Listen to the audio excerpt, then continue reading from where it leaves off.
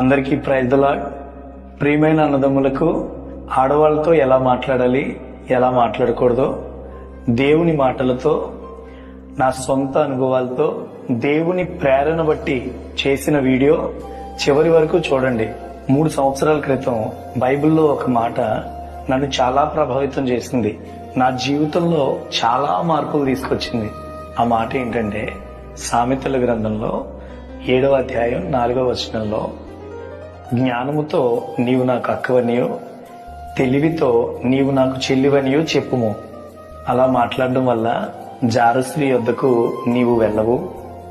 ఇచ్చకములాడు అంటే కోరికలతో, ఆశలతో ఉన్న పరస్త్రీకి లోబడకుండా ఆ మాటలు నిన్ను కాపాడుతాయనే మాటలు నిజంగా నాలో చాలా ప్రభావాన్ని తీసుకొచ్చాయి. నేను అప్పటి నుంచి చిన్నవాళ్ళైతే చెల్లి అని, పెద్దవాళ్ళైతే అక్క అని, ఇంకా పెద్దవాళ్ళైతే అమ్మ అని పిలవడం, అది నాకెంతో గౌరవాన్ని తీసుకొచ్చింది. ఇప్పటికీ నేను అలాగే పిలుస్తున్నా. నీకేం మంచి జరుగుతుందని దేవుడు చెప్పాడో అదే మాటలు నా జీవితంలో జరిగాయండి. యేసుప్రభువు వారండి ఆడవాళ్ళతో ఎంత మంచిగా మాట్లాడతారండి. 30 సంవత్సరాల యవ్వన వయసులో ఉన్న యేసుప్రభువు వారు సమరయశ్రీ బావి దగ్గర ఆయన ఒక్కళ్ళే ఉన్నారు. సమరయశ్రీ వచ్చి నీళ్లు చేదుకుంటున్న సమయంలో, తోడుకుంటున్న సమయంలో, అమ్మా దాహంతో ఉందని కొన్ని నీళ్ళు ఇస్తావా అంటారు.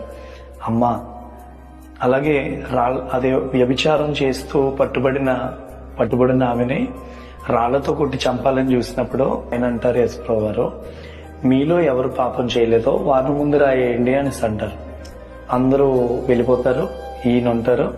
ఆవిడ ఒకవేళ ఈయన చూసి భయపడుతుంటది, ఈయన గాని కొడతారేమో అని. నేను కూడా నిన్ను కొట్టనమ్మా, మంచిగా బ్రతుకు, నీ పాప జీవితాన్ని విడిచిపెట్టు అనేసి ఆయన అమ్మ అమ్మ అమ్మ అని అంటుంటే, ఆ మాటలకే వాళ్ళ పాప జీవితాన్ని వదిలేసి ఉంటారండి. చాలా మంది వాళ్ళ ఉన్న తప్పుల్ని, ఆ పాప జీవితాన్ని, మోసాల్ని, అబద్ధాన్ని, దురలవాట్లని విడిచిపెట్టేసి దేవుని వెంబడించిన వారు ఎంతో మంది. అలాంటి మంచి మాట తీరు వల్ల మంచి గౌరవంతో పాటు మనల్ని కన్న తల్లిదండ్రులకు కూడా మంచి కీర్తి వస్తుందండి. హల్లెలూయా, ప్రైజ్ ది లార్డ్.